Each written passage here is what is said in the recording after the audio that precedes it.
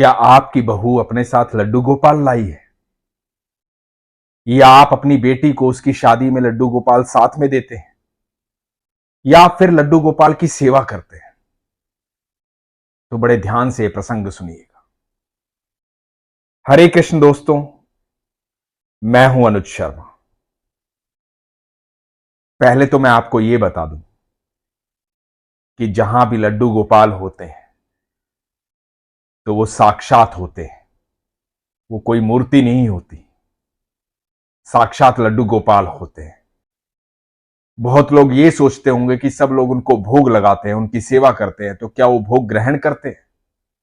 बिल्कुल वो भोग ग्रहण करते हैं। मैं आपको बता दूं, जिस प्रकार हम किताब पढ़ते हैं और उसमें लिखे शब्द गायब नहीं हो जाते, लेकिन ज्ञान हमारे मस्तिष्क में आ जाता है, उसी प्रकार जब हम भगवान को भोग लगाते हैं तो भगवान भोग को ग्रहण करते हैं।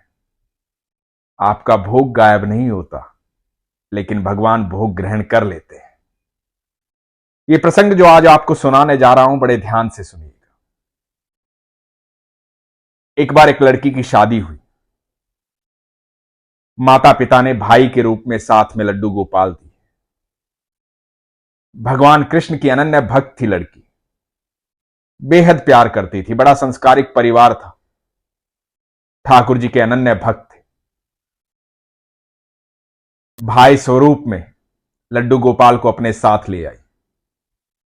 यहां जब ससुराल में आई तो पहली बार लड्डू गोपाल आए थे। परिवार ने बहू का सम्मान किया, लड्डू गोपाल का स्वागत किया। अब लड्डू गोपाल घर में आ गए तो उनका भोग वैसे ही लगता था जैसे वो अपने घर लगाती थी। उनको वैसे ही सुलाना, वैसे ही पोशाक धारण करवाना, वैसे ही नहलाना, वैसे ही दुग्ध पान करवाना, वैसे ही प्रेम करना, बहुत सारी बातें करना। सासू मां भी ये देखती थी कि बहू किस तरह से लड्डू गोपाल की सेवा करती है, कितना प्रेम करती है भगवान से। लेकिन उनके घर कभी लड्डू गोपाल रहे नहीं थे, तो उनको पता नहीं था कि सेवा कैसे की जाती है। पर अपनी बहू को देखती थी और बड़ा अच्छा लगता था कि बड़ी संस्कारिक बहू आई है। नई नई शादी हुई थी, तो इस लड़की ने अपने लड्डू गोपाल को कहा कि माधव सुनो, अब मेरी शादी हो गई है, ये मेरी ससुराल है, यहां के नियम अलग है। यहां सब लोग रात्रि में 9 बजे सो जाते हैं, तो अब अपना नटखटपन छोड़ देना। यहां हम देरी से नहीं सोएंगे, मर्जी से नहीं सोएंगे, रात्रि को 9 बजे सो जाएंगे। तो मेरी ससुराल है, ध्यान रखना इस बात का। और लड्डू गोपाल से बातें करती थी, प्रेम करती थी। सासू मां भी देखती थी। जब नई नई शादी होती है तो कई रिश्तेदार खाने पर बुलाते हैं, अपने घर पर बुलाते हैं। तो एक दिन एक रिश्तेदार ने लड़की और उसके पति को भोजन पर बुलाया। तो इस लड़की ने अपनी सासू मां से कहा कि मां, आप लड्डू गोपाल को भोग लगा देना, पर सुलाऊंगी मैं आकर के, आप सुलाना मत। मैं जब आऊंगी, जब लड्डू गोपाल को सुलाऊंगी, क्योंकि उसकी आदत थी बातें करने की। भगवान से बातें करके लोरी गा के उन्हें सुलाती थी। तो बोली कि मैं आ जाऊंगी समय से, आप सुलाना मत, भोग लगा देना। तो सासू मां ने कहा कि ठीक है, मैं भोग लगा दूं। अब दोनों पति पत्नी अपने एक रिश्तेदार के यहां भोजन पर चले गए। वहां भोजन पर गए और लड़की के दिमाग में सिर्फ ये चल रहा है कि मेरे लड्डू ने भोग ग्रहण किया होगा कि नहीं। मैं मेरे लड्डू के पास नहीं हूं, मेरे भाई के पास नहीं हूं, मैं यहां भोजन कर रही हूं, वो क्या सोच रहा होगा। उसके दिमाग में सिर्फ लड्डू गोपाल चल रहे हैं। वो मन से वहां नहीं है, सिर्फ तन से वहां है। इधर देखती है कि समय बीतता जा रहा है। अब रिश्तेदारों ने बुलाया है तो समय तो लगेगा ही। समय बीतता जा रहा है, बातचीत हो रही है, और बातचीत होते होते, हंसी मजाक होते होते 9 बज गए। बड़ी चिंता हो रही है कि लड्डू गोपाल को सुलाने का समय हो गया है और अभी तक हम यहां से निकले नहीं हैं। अपने पति को बोल भी नहीं सकती है, नई नई शादी हुई है। करीबन करीबन 10 बज जाते हैं और 10 बजे वो वहां से निकलते हैं। जब घर पहुंचते हैं तो 11:30 बज जाते हैं। घर में घुसते ही भाग करके अपने लड्डू गोपाल के पास जाती है, अपने भाई के पास जाती है और देखती है कि लड्डू गोपाल सो रहे हैं। बड़ा सुकून मिलता है लड़की को, बड़ा अच्छा महसूस होता है कि चलो मेरे लड्डू सो गए हैं। सासू माँ ने उन्हें सुला दिया है, भोग लगवा दिया होगा, उसके बाद सुला दिया होगा। ये तो बहुत अच्छा हो गया। बड़ी खुश होती है और उसका मन शांत हो जाता है। जब सुबह होती है तो अपनी सासू मां के पास जाती है चाय लेकर के। सासू मां को बोलती है कि मां, बहुत बहुत धन्यवाद आपका। मैं समझ सकती हूं कि यह सब कुछ आपके लिए बिल्कुल नया था। तो सासू मां कहती है कि क्या हुआ? तो वो कहती है कि मां, आपने कल रात्रि को लड्डू को सुला दिया, समय से सुला दिया। उसे मैंने बता दिया था कि 9 बजे यहां सब सो जाते हैं, तो 9 बजे उसके सोने का समय था। मैं जब आई तो बहुत देर हो गई थी, बड़ी चिंता हो रही थी मुझे। आकर देखा कि लड्डू सो रहे हैं तो बड़ी खुशी हुई। बहुत बहुत धन्यवाद मां। सासू मां ने कहा कि अरे बेटा नहीं, कल रात को तो तुम्हें क्या बताऊं क्या हुआ। मैंने भोग समय से लगा दिया था, जैसा कि तू लगाती है, और हम लोग सो गए थे क्योंकि हमें पता था कि तुम देरी से आओगे। हम जल्दी सो गए थे और तुम कहकर गई थी कि लड्डू को मत सुलाना, मैं खुद आकर के सुलाऊंगी। तो हम लोग आकर के सो गए थे। जब मैं सो गई तो एक बच्चा मेरे पास आया, मोटी मोटी आंखों वाला, घुंघराले बालों वाला। बच्चा यहां खड़ा है मेरे बिस्तर के पास, आंखें मल रहा है, आंखें लाल हुई पड़ी हैं, और मुझे कह रहा है कि दादी, मुझे नींद आई है, मुझे सुला दो। मुझे कुछ होश नहीं है। अपने छोटे छोटे नन्हे नन्हे हाथों से वो अपनी आंखें मसल रहा है और ये कह करके वो चल पड़ता है। अपने छोटे छोटे कदमों से वो मंदिर की तरफ जाता है और मंदिर के पास जाकर के वो गायब हो जाता है। मेरी कुछ समझ में नहीं आता है। और मैं मंदिर के पास खड़ी हूं और देखती हूं कि वहां लड्डू गोपाल बैठे हुए। पता नहीं मुझे क्या होता है। जिस तरह से तू सुलाती है लड्डू गोपाल को, उसी तरह से मैं लड्डू गोपाल की पोशाक बदलती हूं, लोरी सुनाती हूं और लड्डू गोपाल को सुला देती हूं और आकर के बिस्तर में सो जाती हूं। अभी जब सुबह में उठी तो मुझे लगा कि यह सपना था, मैंने ऐसा सपना देखा।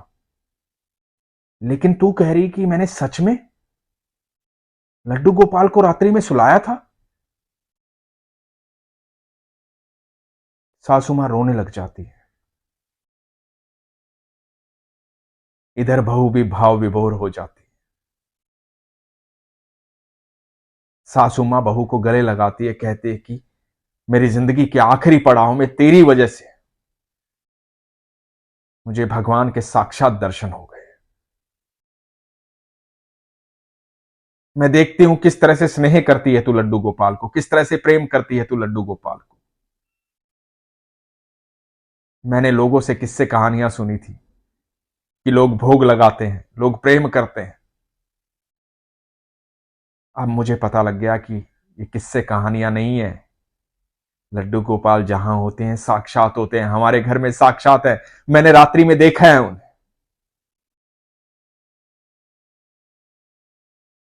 और इस लड़की के आंसू नहीं रुक रहे थे। भाव विभोर हो गई थी, क्योंकि वो तो जानती थी कि मेरे भाई हमेशा मेरे साथ रहते हैं। दोस्तों, बहुत सारे लोग ऐसे हैं जिनके यहां रिवाज है कि जब भी उनकी बेटी का विवाह होता है तो वो साथ में लड्डू गोपाल देते हैं। लेकिन यह पता नहीं होता कि सामने वाला घर कैसा मिलेगा।